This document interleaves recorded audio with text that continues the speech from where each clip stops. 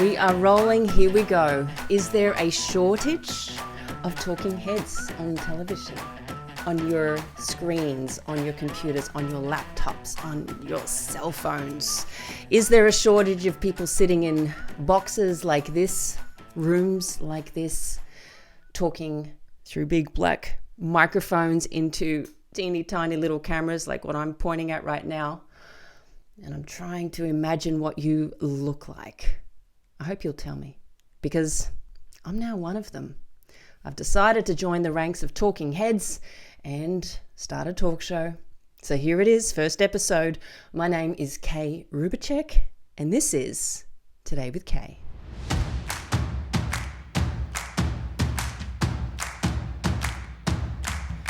Good day to you all, and thank you for joining me on Today with Kay. This is our first episode, so I'm going to tell you a bit about who I am, why I'm doing this show, and hopefully you'll find some value in it, and you'll click subscribe and like and all those things that you have to do on social media to be able to keep in touch with somebody so that these algorithms don't just have them disappear down the short-term slippery slope of our social media headline reading these days.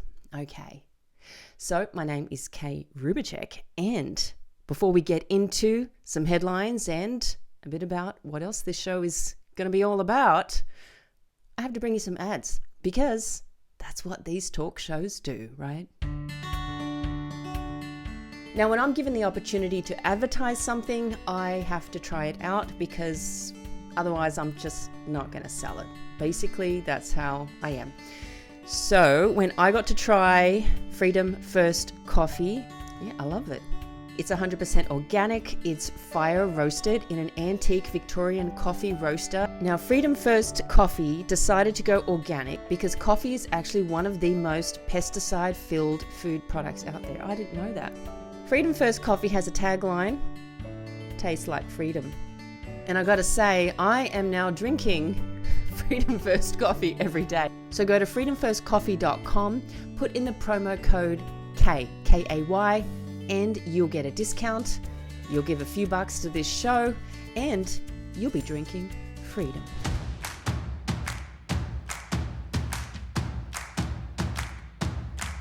Okay, welcome back and on with the show.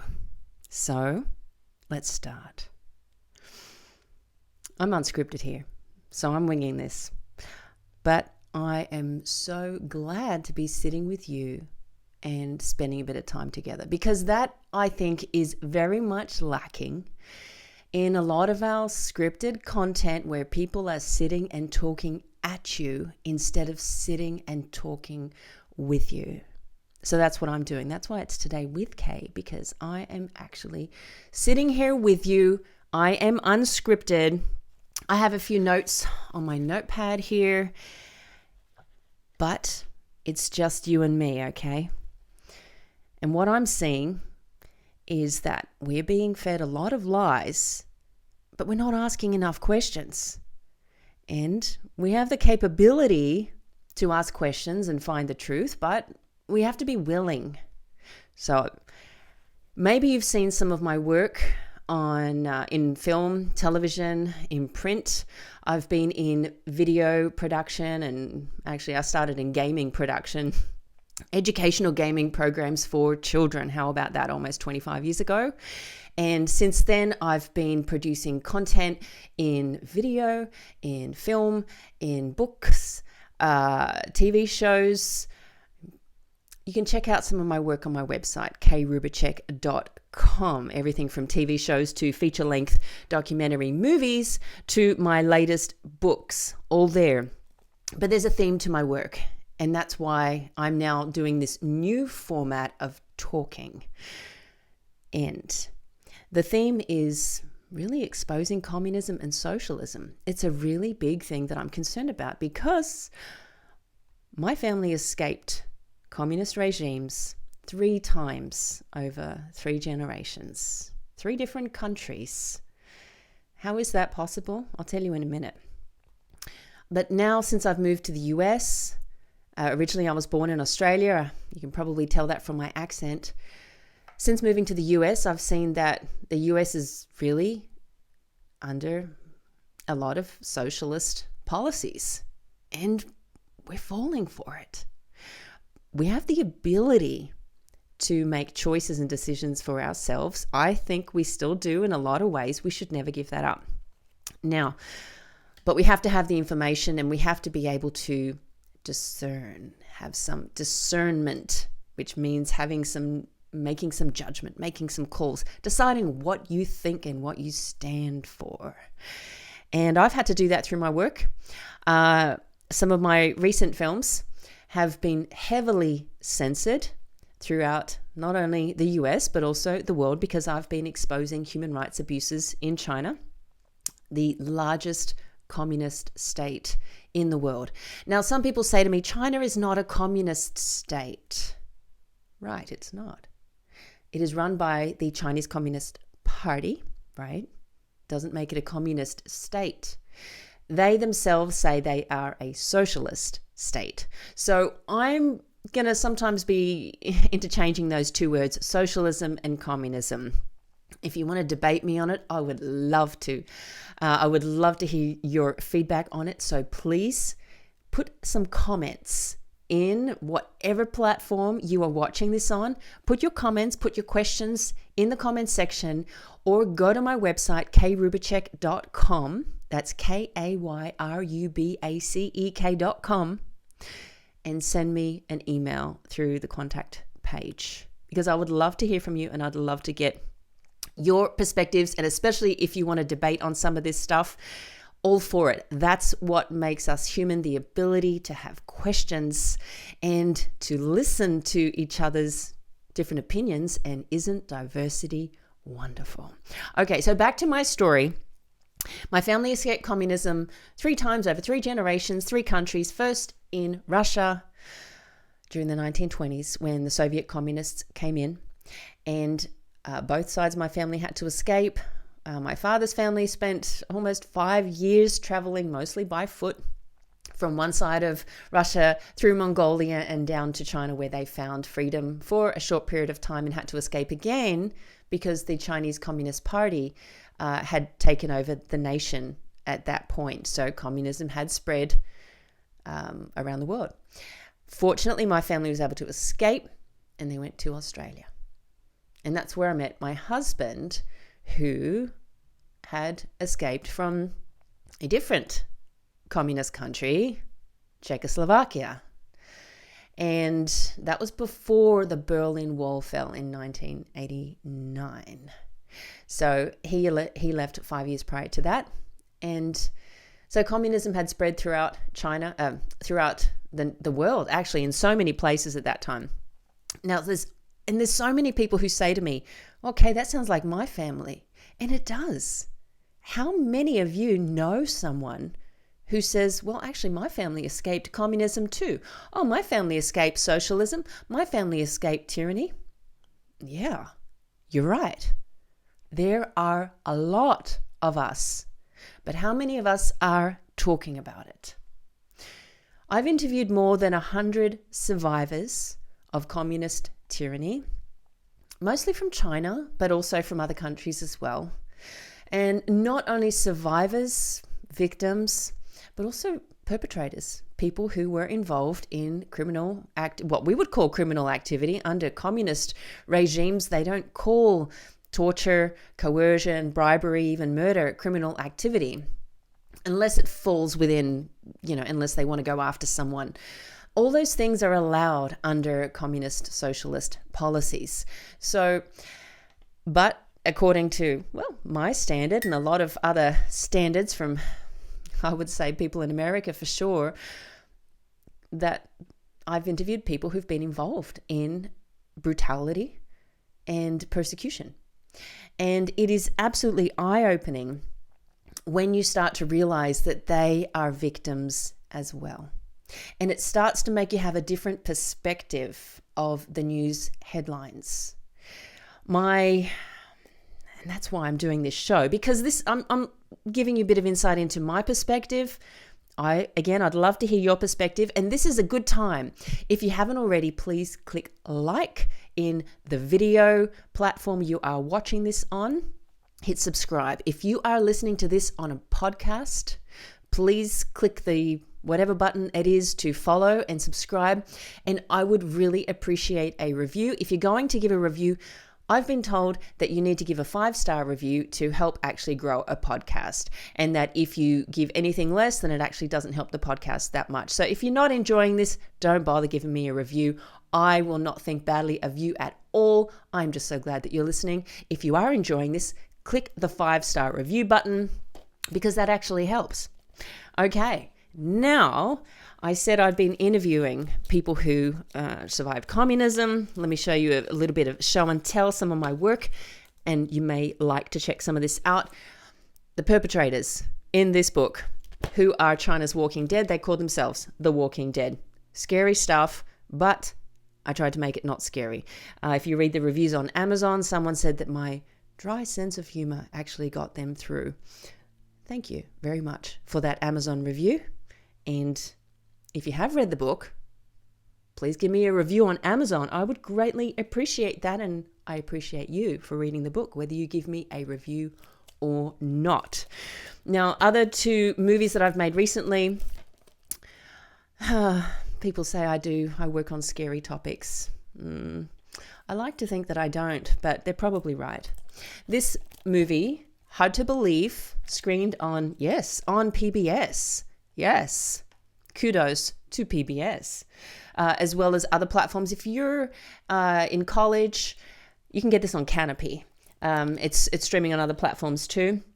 Now, this is on the killing of innocent prisoners of conscience for the sale of their organs in China. Okay, it sounds scary. It sounds gruesome. Killing people for the sole purpose, the only purpose, of selling their organs. Yeah, it's gruesome, and I didn't investigate and prove that happened. I just interviewed people who already had proved that this happened, and we asked the question of, why is no one paying attention? If you're interested, take a look. It's called Hard to Believe because it is. It's hard to believe that such crimes are taking place today, right now. But this is part of my perspective, really, is that once you've investigated these crimes and you find out that some things that are really hard to believe at the beginning, and then you realize as you dig deeper and you ask questions and you check your sources again and again, you start to realize that although it's hard to believe, some of these things are true. And there are some terrible criminal conspiracies, like the killing of people for the sale of their organs in China, run by the Chinese Communist Party, essentially, and brokered by hospitals in China. There are crimes like that scale happening throughout the world. There are crimes happening in America, connected to socialism, connected to communism. We're going to get into some of those things. We're going to get into a lot of those things on this show, because I'm going to be talking with you twice a week on this show. Now, another movie I did, this is my most recent movie is Finding Courage. Can you see that? If you are listening on a podcast, you cannot see that I'm actually holding up a DVD, and that I've been holding up a DVD for my other movie and also a book. But if you're on video, you know what you're seeing. So, Finding Courage. Okay, that's been screening around the US. Both of those movies have been censored, but there have been really brave film festivals and other screening hosts who have shown it. These movies show what is the worst case scenario of what could happen here, and also our involvement in these crimes.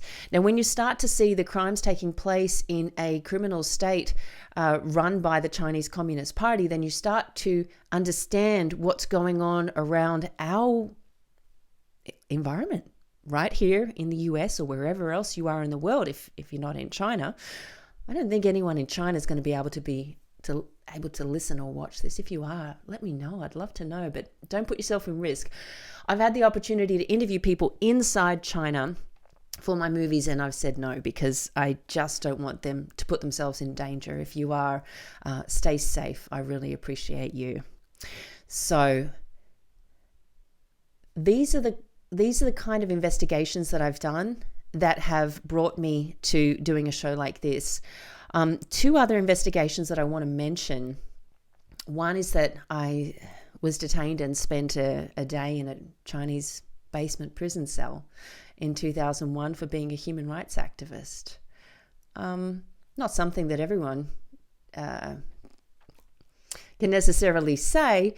And people often look at me and say, you don't look like someone that would put themselves into a prison. Well, I really didn't think I was going to be put into a prison because I really didn't know the evils of socialism and communism at that time. 20 years ago, I was much more naive and ignorant than I am today. So that's something that has shaped my work and has encouraged me to take a lot of risks. And another, my last piece that I want to direct you to help you understand where I'm coming from when I go into news headlines and talking about news and all the different things going on around us, because that's what I'll be covering in this show, is that last year I had the opportunity to work with NTD Television, and I made a TV series called Life and Times, and I got to travel across this beautiful nation. Me and a small crew, we went to 14 states across the USA in 6 months.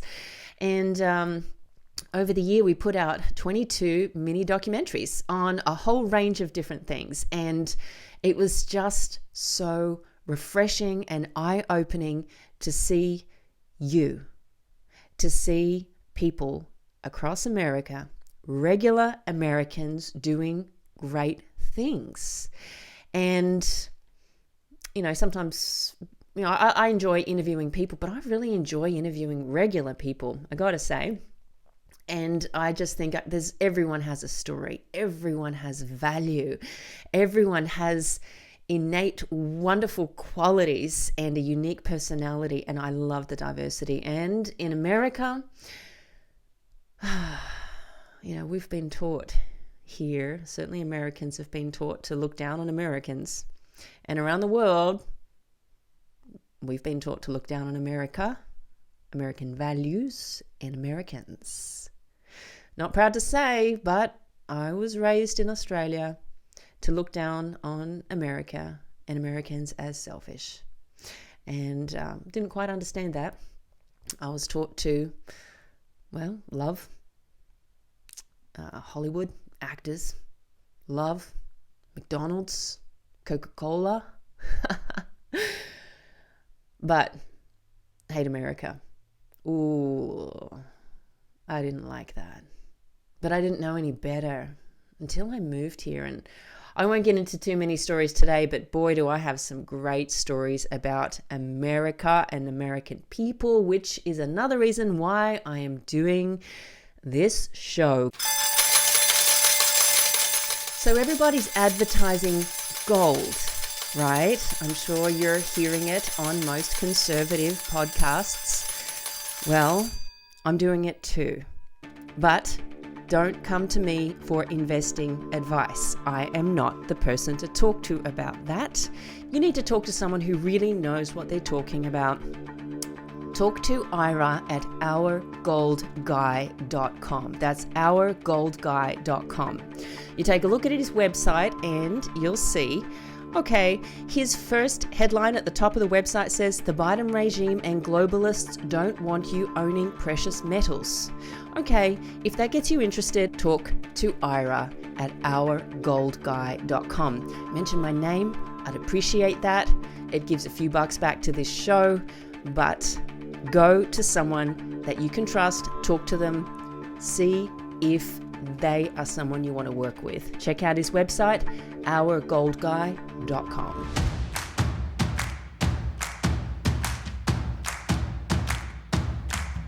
Welcome back to Today with Kay. I'm Kay Rubacek, and let's look at some of the big stories that have been happening over the past week. But we're asking questions. Okay. Now, Fort Myers. If you've been to Florida, you may have been to Fort Myers.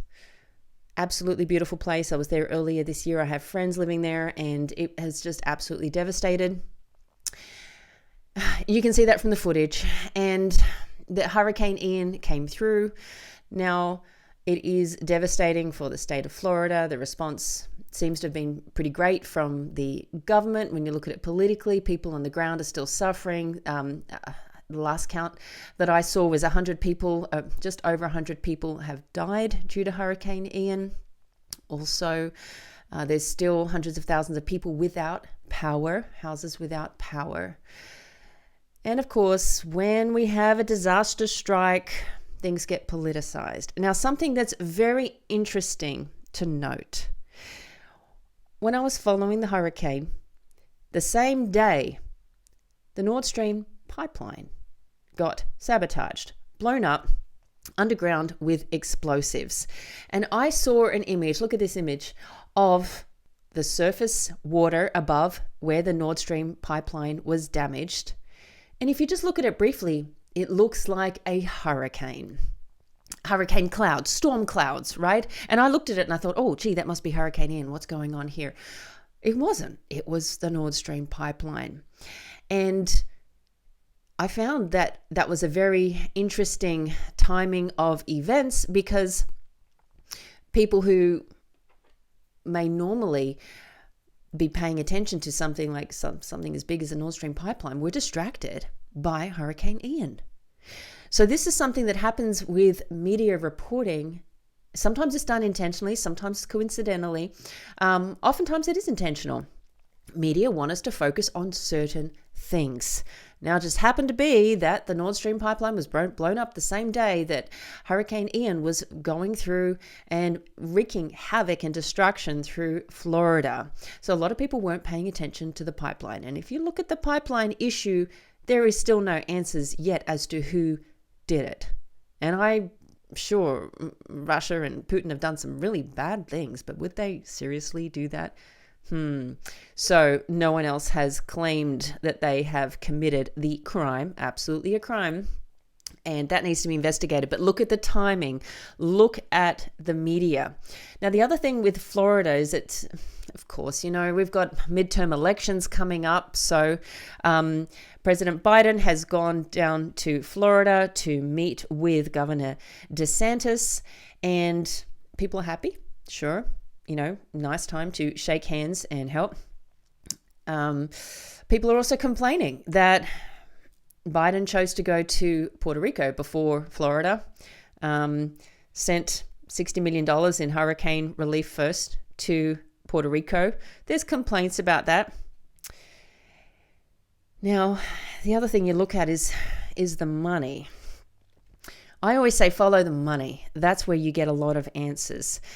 And I think the best summary that I found is Babylon Bee. If you don't follow Babylon Bee, they're hilarious. This article says, hurricane ravaged Florida town raises Ukraine flag so Congress will send aid. Ooh. Hey, you got to laugh. It's better than crying. The devastation is shocking. But it's nice to sometimes look at things a little lightheartedly, because if you follow the money and you see how much money has been sent to Ukraine, you start to really question where are we putting our priorities, right? Now, we're not talking millions being sent to the Ukraine from the US. We're talking billions. I'd love to get an interview with some Ukrainians. I've been in touch with a number of them this year, and just hearing from people on the ground is just so eye-opening. The war has been devastating. It has really damaged a lot of cities. It's also been devastating to Russia. The people that have been conscripted and the unnecessary death of soldiers and civilians that have been sent to war. War is not good, but follow the money and you find out who benefits from the war. We're often only shown the bad side of war, and we forget to look that someone benefits, and don't just think that it's always Putin, because it's not. There is more than one boogeyman in the world. Follow the money.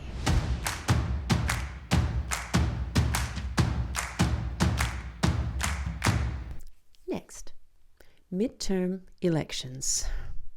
Okay, you can't avoid this topic. Now, but what is most interesting to me, and something that I think everyone should be talking about, is why won't they debate?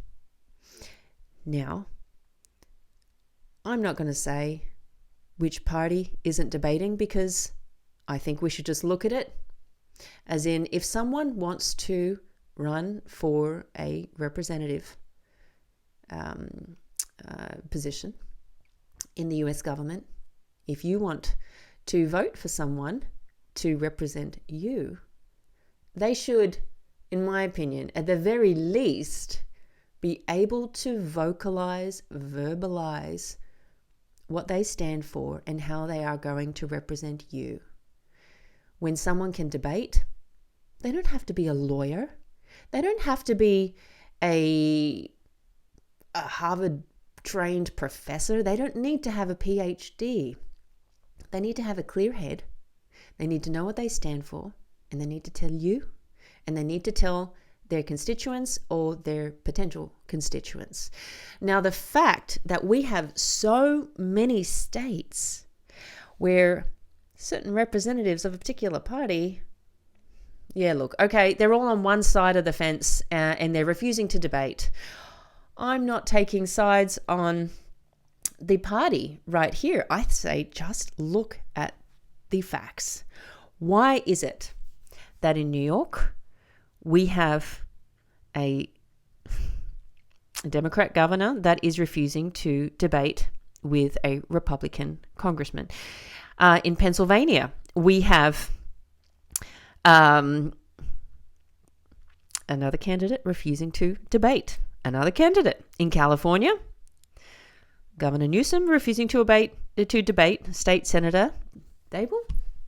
Oh, I'm saying that one terribly wrong. I'm sorry about that. Arizona, again, we have another candidate who is, this is Secretary of State. Katie Hobbs is refusing to debate conservative Kari Lake. Texas, Beto O'Rourke wants to debate conservative Governor Abbott, but there are a lot of rules that he is requiring.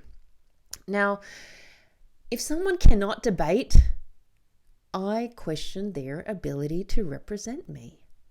And I don't care what party they are from, but part of our voting system means that we have to know who we are voting for, what they stand for, and know that they can represent us. If they cannot or will not verbalize that and publicly say, this is what I stand for, this is what I believe I can do for this area, this state, this region, whatever level they're trying to represent, there's a big question there. If someone is refusing to debate at any level for any election, I question what they stand for, and I think we should. And it's just very strange that perhaps they're learning from each other and saying, well, he's getting out of debating, so maybe I'm going to get out of debating too. I really hope this doesn't become a trend, because that is a very dangerous trend if we were to see that more people were refusing to debate, more candidates are refusing to debate in the future. That is not on, really. If you're going to run for office, know what you stand for. Say it.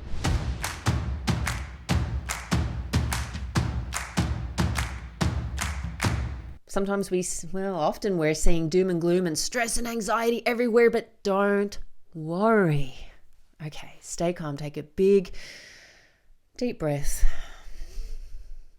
The fact that you can breathe, the fact that you can sit and listen and think means you are amazing. Never, ever forget that. Okay, so Italy has a new prime minister. If you haven't heard her name, yes, it's a she, is Giorgia Meloni. Now, what have you heard about her? Perhaps you've heard that she's the new Mussolini, far-right fascist. Ooh, well, that's what a lot of the legacy mainstream media in the US have been saying. Why? Why have they started attacking a Italian prime minister? Well, because as you may have heard, she's a conservative, and she is supporting family, faith, freedom. Those are the 3 words I've got on my website. Does that make, does that mean I'm going to be called a fascist? Crazy. Now, what's really important is don't just look at the headlines, because her opposition, right? So when she was running for prime minister, she had an opponent, and they were running neck to neck, and of course, he wanted to win. He didn't. She won. And the media questioned him about, doesn't he think she's a fascist? And he said, no, absolutely not. He doesn't think she's a fascist at all. He just sees her as an opponent.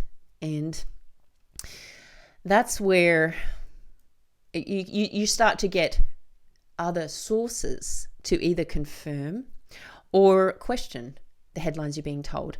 Now, if you're seeing on a news media that the Italian prime minister is a fascist, don't trust that media. Look closer, because they haven't told you the most important information.